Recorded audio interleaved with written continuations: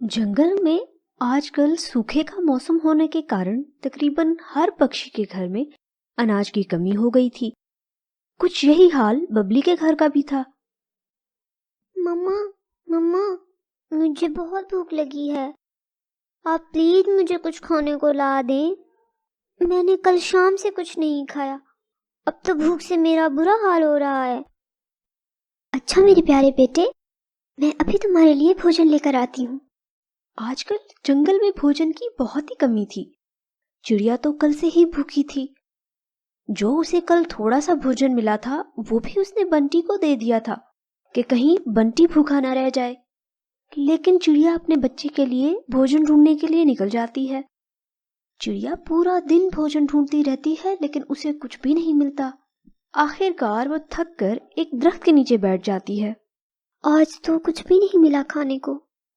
मैं ऐसे खाली हाथ घर गई तो बंटी रोने लग जाएगा। उसने तो कल से कुछ खाया भी नहीं है। ऐसा करती हूँ, कालू से कुछ दाने सरसों के मांग लेती हूँ। कुछ दिन पहले मैंने भी तो उसे चावलों के दाने दिए थे ना।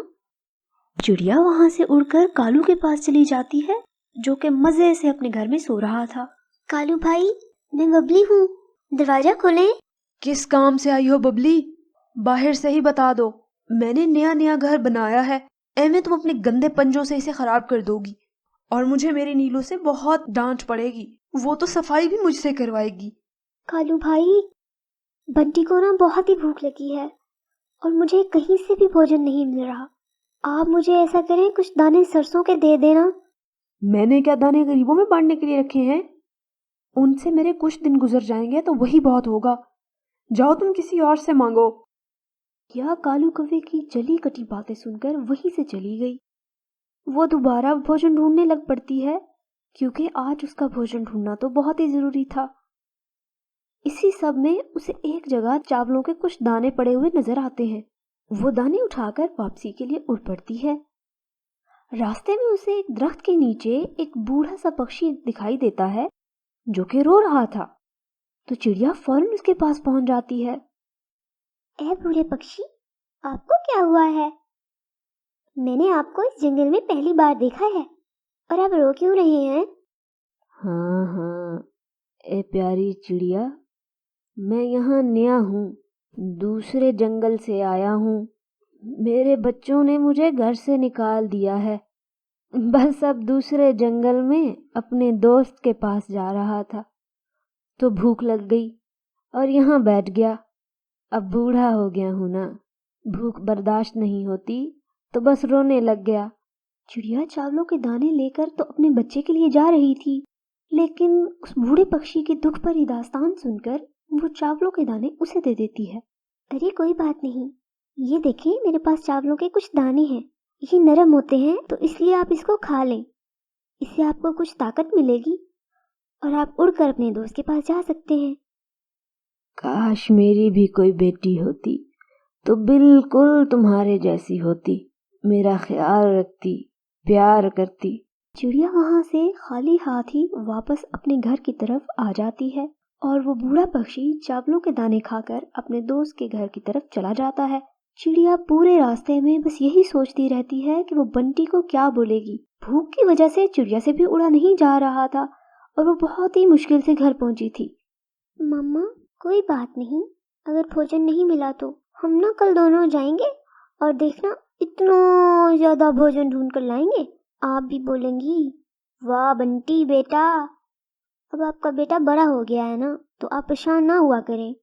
इसी सब में रात हो जाती है और वो दोनों सो जाते हैं।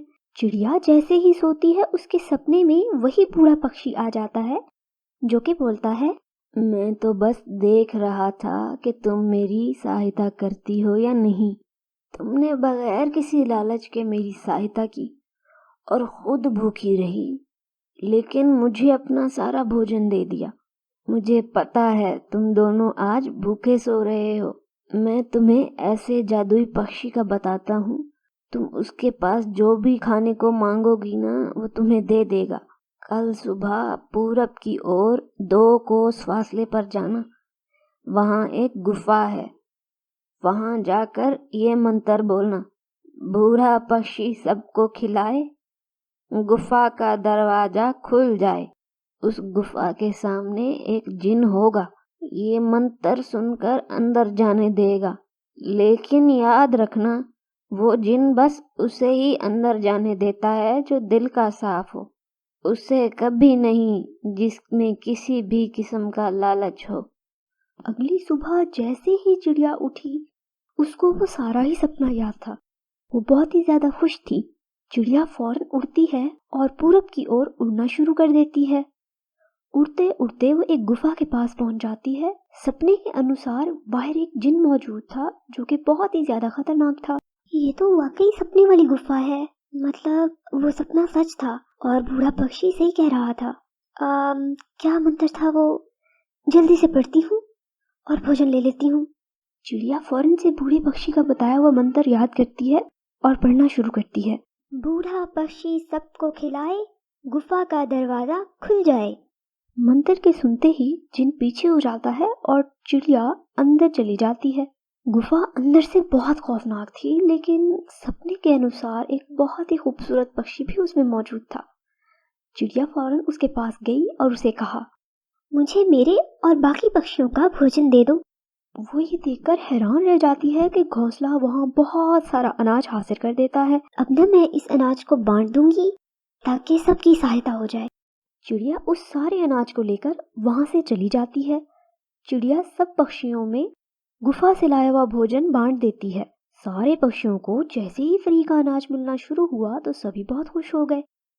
जादुई घोंसले वाली बात तो जंगल में आग की तरह फैल गई थी। जैसे ही कालू को इस घोंसले का पता चलता है तो उसके हिर्स में तो मजीद इजाफा हो जाता है।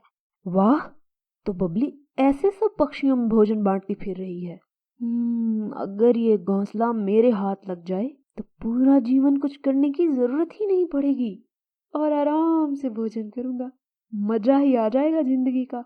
ऐसा करूंगा, कल जैसे ही चिड़िया गुफा की ओर जाएगी मैं उसका पीछा करूंगा और देखूंगा कि वो घोंसला कहाँ है और उससे कैसे भोजन लिया जाता है। जब वो घोंसला मेरे हाथ लगेगा ना, किसी को कुछ नहीं दूंगा। अगले दिन जैसे ही चिड़िया सारे पक्षियों के लिए उस गुफा में भोजन लेने जाती है तो कौवा भी छुपकर देखता रहता है, क्योंकि गुफा के बाहर एक जिन हर वक्त रहता था। चिड़िया गुफा के पास जाकर मंत्र पढ़ती है और वहां से भोजन लेकर चली जाती है। कौवा ये सब देख लेता है और समझ जाता है कि ये सब कैसे होगा। जैसे ही चिड़िया वहां से जाती है, कौवा गुफा के पास पहुंच जाता है।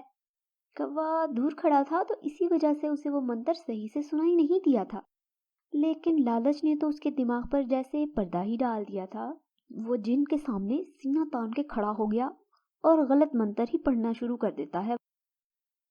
बूढ़ा पक्षी बस मुझे खिलाए, जिन गुफा के अंदर जाए।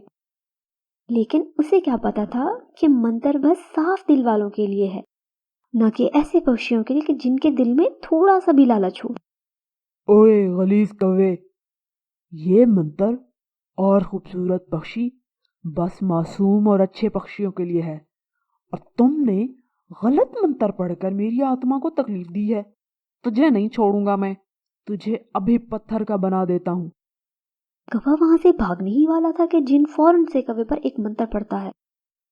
बने खिचड़ी सारा जंगल खाए, जिसके दिल में हो लालच वो पत्थर का बन जाए।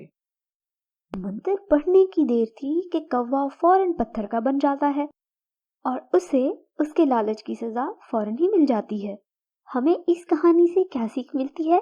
हमें सीख मिलती है कि लालच का अंजाम हमेशा ही बुरा होता है। हमारे पास जो कुछ भी हो उसी पर ही संतुष्ट रहना चाहिए।